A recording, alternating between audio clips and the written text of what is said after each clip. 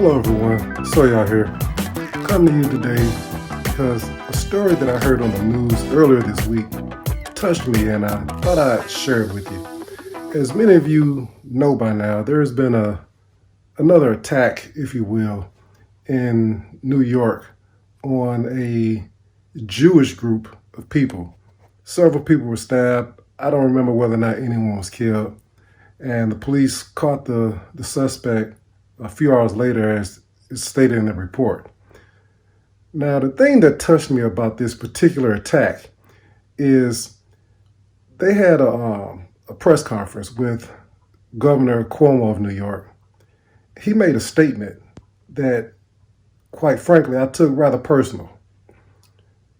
And before I talk about it, let me just play you that statement.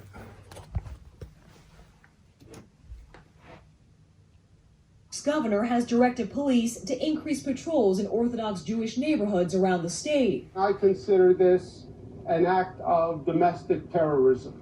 Let's call it what it is. These people are domestic terrorists. Domestic terrorists. This was an act of domestic terrorism. These people are domestic terrorists. If you haven't seen the report shows one individual, all right? Now, they could have been talking about this rash of attacks that's been happening lately.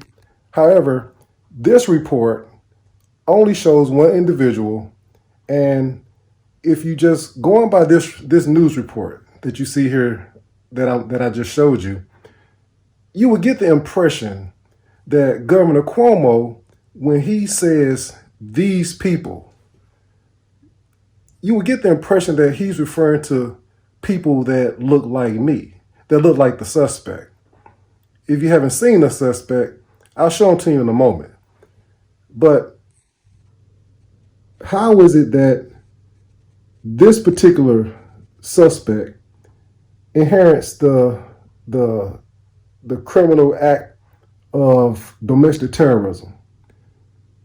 You have children, unarmed men that look like him being murdered. It seems like daily. You know, we probably don't even get all the reports of people like us that are being killed. But you get a few quote unquote Jewish people get killed, particularly by someone that looks like me. And now they're saying that this is domestic terrorism. And the perpetrator and others that look like him are domestic terrorists.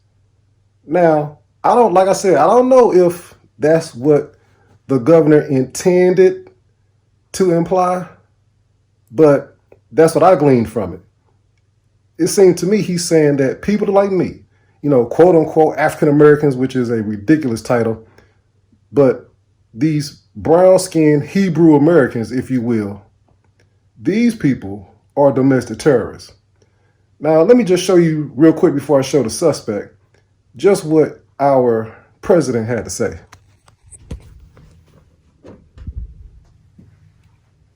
President tweeting, "We must all come together to fight, confront, and eradicate the evil scourge of anti-Semitism." Anti-Semitism. I find that hilarious. Anti-Semitism. They're saying that these people are Semitic, properly stated Shemitic. Now, if you've done any kind of research and study who you are, I'm talking to people like me. If you've done any kind of research, you would know that you are of the line of Shem, and you are Shemitic. These people, I don't believe they are. And quite frankly, even if they are, how can a Shemite, one born of the line of Yaakov, Jacob, how can he be anti-Shemitic if he himself is of the line of Shem? That seems like a contradiction in terms to me. Nonetheless, they're squarely pointing the finger at us, saying that we're evil and we're domestic terrorists. Now, if you didn't find that offensive, you need to watch that report and look at things that's been going on, how we've been killed, how we've been murdered, how we've been terrorized.